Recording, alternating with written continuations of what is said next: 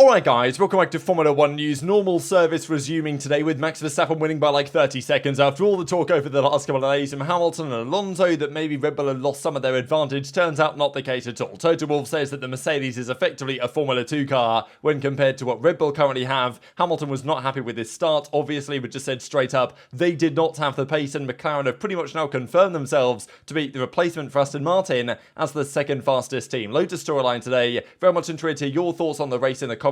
Hit the like button if you enjoy, subscribe if you're new as always. I think it was becoming relatively clear before the race had begun that it was going to go Red Bull's way, because Red Bull's chief engineer says, yeah, we just set the car up for the race, guys, as they always tend to do. And look, they didn't do so great in qualifying. I mean, what, 3 thousandths off pole, not too bad. Hamilton just about gets it. And then we also got this. So if you were wanting Hamilton to win, Nico Rosberg, he did this to Verstappen yesterday, and this is the classic Rosberg jinx. When he does a picture in front of a driver's garage, that driver's day is always terrible, and it happened yesterday to Max pretty much. Second is terrible for him, and it happened today with Hamilton. And even Hamilton said before the race that on the qualifying or the race run sims in practice, the Red Bull was like half a second faster than the Mercedes on average, and we pretty much saw that when the race began. It was an interesting getaway because Hamilton, maybe he should have been more aggressive in cutting off Max. Hamilton didn't get the best start. It's funny really because Max has been struggling with his starts for a long time now, and just when he needs to pull out a good one, when Hamilton's alongside him, he nails his start.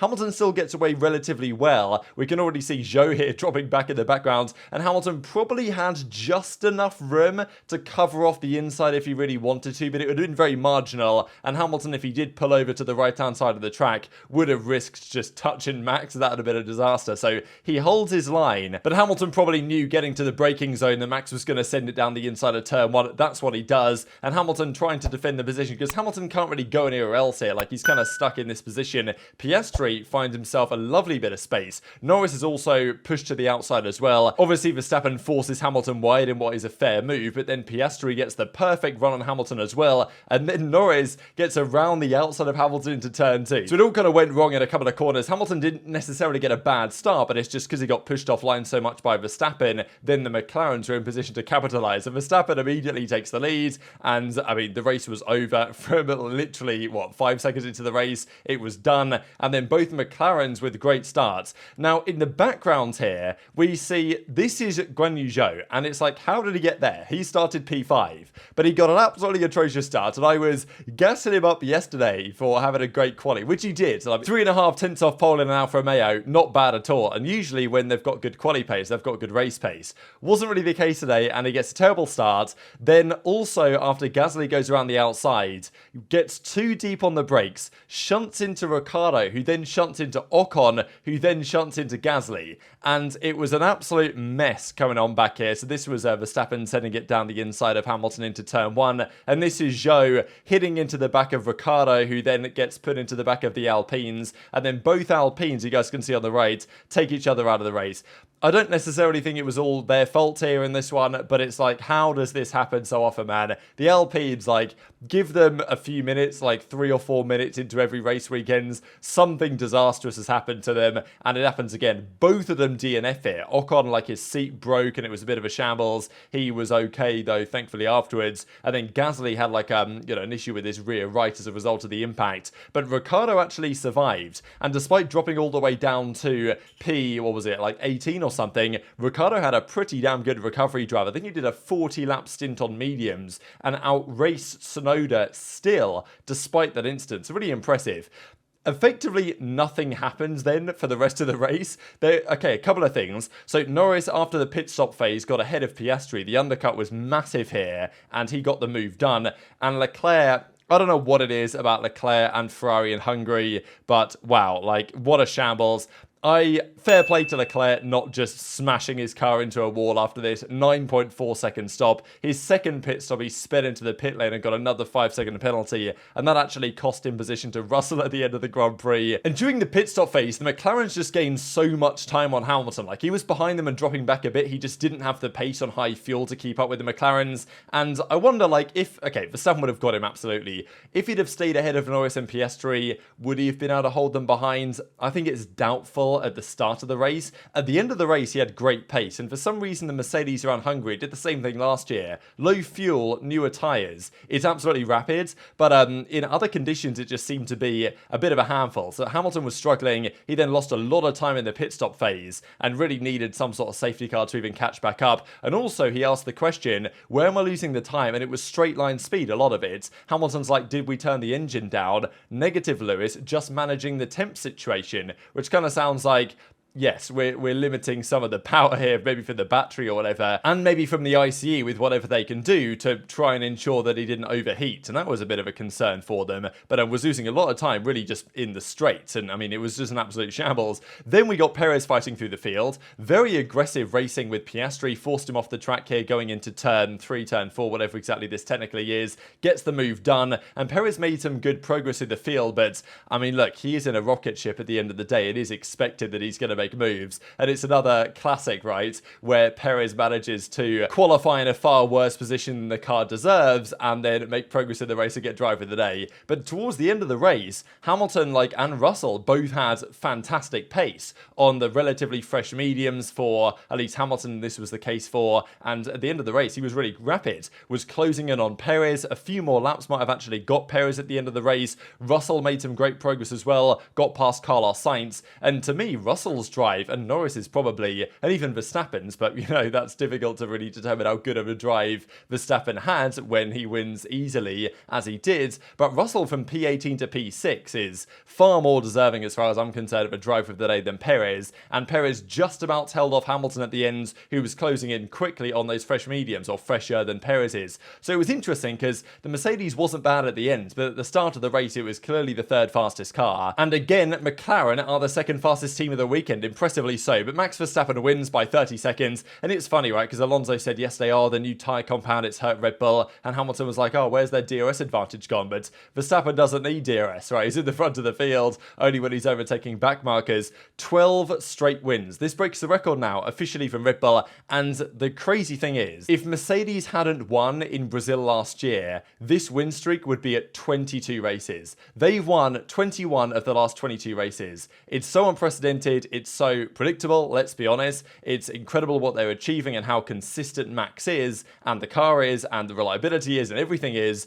But I mean, man, you can't say it's not a little bit boring, right? I can't imagine Formula 1 are happy that they had a fantastic Saturday qualifying, one of the closest ever among the top 10 drivers, and then just a complete dud race on the Saturday. Like, Piastri almost got lapped, Norris was 33.7 seconds down. That's the biggest gap to a P2, I think, of the season, and the biggest gap to a non-Red Bull since Bahrain, I'm pretty sure. Then Perez, then Hamilton nearly got Perez. A few more laps might have done so, but passing a Red Bull in a straight line is going to be a bit of a challenge, let's be honest. Then Piastri, Russell with a great recovery. Obviously, the Ferrari's a bit of a disaster class. Again, the Astons, no real pace. And yeah, Albon P11, Bottas, no points for Alfa Romeo, bit of a shambles. And then yeah, Daniel Ricciardo out racing Tsunoda. So very impressive start from him. This was the other big storyline, right, where we can see here that Lando does his lovely thing where he smashes the champagne on the ground, and while he does so, he pushes accidentally Max Verstappen's trophy onto the floor, which then snaps in half,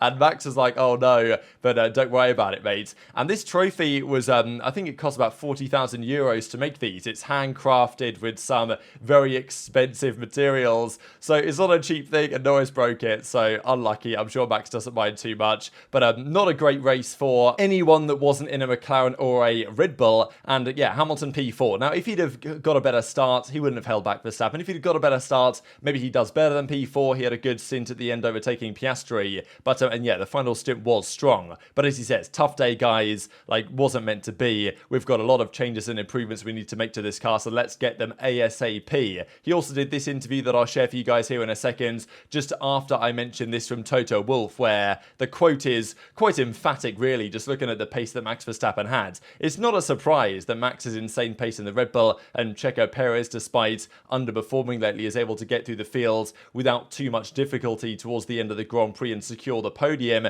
But it's Formula 1 versus Formula 2, it feels like at times. And, I mean, effectively referring to their car as a Formula 2 car. Lewis lap, we screwed it up with George in qualifying.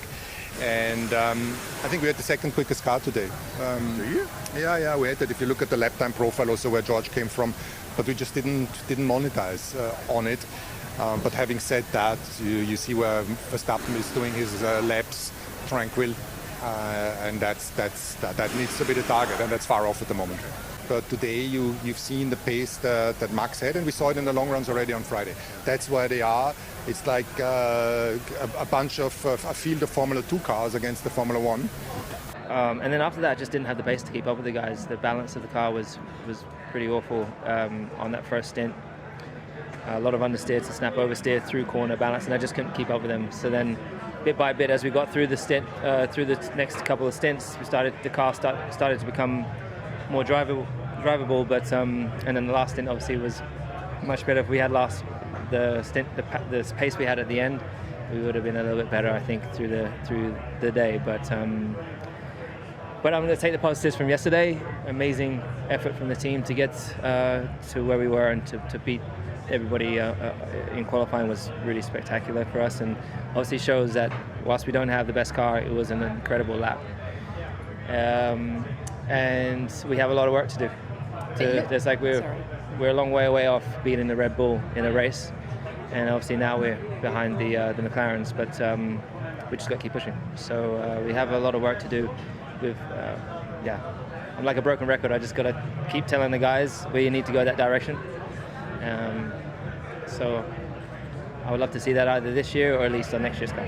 So I thought it was quite interesting what Hamilton said towards the end of that interview, being like, look, I know what we need to change. We need to go down the route the Red Bull have done, because clearly Zach Brown and the guys at McLaren, they know something that Mercedes either don't know or have just figured out in terms of how to take a big step forward and taking some inspiration from the Red Bull concept and idea. But admitting they're a long way from victory, he has a lot of ideas what they should do, and it probably just underlines how impressive the lap from Hamilton was yesterday to actually stick it on pole, given that the car, in terms of race pace and the awful balance he said they had at the start of the race, just wasn't really there. So there's a lot of things that Mercedes have to think about, but yeah, definitely back to reality today in terms of who the quickest car is in the race, and Sergio Perez managing to finesse another driver of the day, which I don't think is deserved, honestly. I would say that Norris, or certainly Russell, from P18 to P6, yes, Leclerc got the 5 seconds, but that was a great recovery drive.